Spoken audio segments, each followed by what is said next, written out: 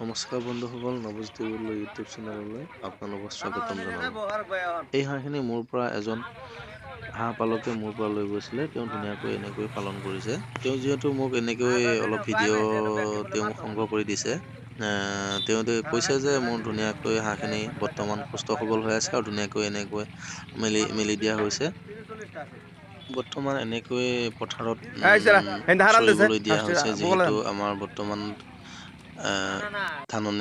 ধান কাটি হৈছে। তেওঁ তেনেকৈ এৰিছে, যিহেতু যথেষ্ট পৰিমাণে আহাৰ খায়। তেওঁ সেইটো কাৰণে এনেকৈ বাহিৰত মেলি দিছে। এনেকৈ মেলিলে যিহেতু বহুত আহাৰটো কম খৰচতে হৈ যায় আৰু এনেকৈ চৰিব পাৰিলে যথেষ্ট পৰিমাণে সুস্থ হৈ থাকে। লেতেৰা নহয় হাঁহখিনি। এনেকৈ ধুনীয়াকৈ ৰাখিছে তেওঁ।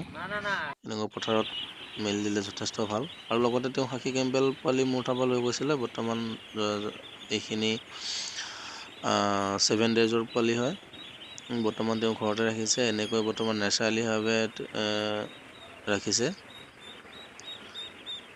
বৰ্ডিঙতো ৰাখিছে আৰু দিনৰ ভাগত ৰ'দত এনেকৈ মেলি দিয়া হয়। তেওঁ যথেষ্ট পৰিমাণে কষ্ট কৰিছে আৰু এনেকৈ সুস্থ সবল আছে হাঁহখিনি।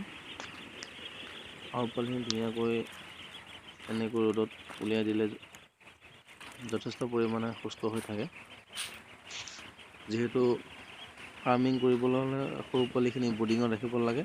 তেওঁ ৰাতি ভাগত বৰ্ডিঙত ৰাখে আৰু দিনৰ ভাগত এনেকৈ তেওঁ মেলি দিয়া হয় বাহিৰত। যদি আপোনালোকৰ এই মোৰ ভিডিঅ'টো ভাল লাগিছে, তেনেহ'লে লাইক কৰিব, ছাবস্ক্ৰাইব কৰিব, লগত থকা বেল আইকনটো দবাই দিব। যদি আপোনালোকৰ হাঁহৰ পোৱালি প্ৰয়োজন হয়, তেনেহ'লে মোৰ লগত যোগাযোগ কৰক। বিভিন্ন জাতৰ হাঁহ আৰু মুৰ্গী পাব মোৰ ওচৰত। আপোনালোকে মোৰ লগত যোগাযোগ কৰক।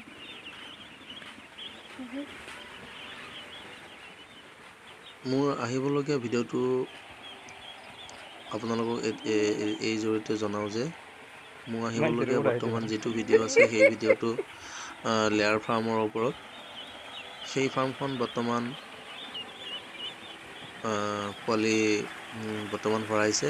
সেই ফাৰ্মখনলৈ আমি যাম কিছুদিনৰ পিছত আৰু সেই ফাৰ্মখনৰ জৰিয়তে কিমান লাভৱান হৈছে, তেওঁ ক'ৰ পৰা কি প্ৰশিক্ষণ লৈ সেই ফাৰ্মখন খুলিছে, সেই বিষয়ে আমি আলোচনা কৰিম।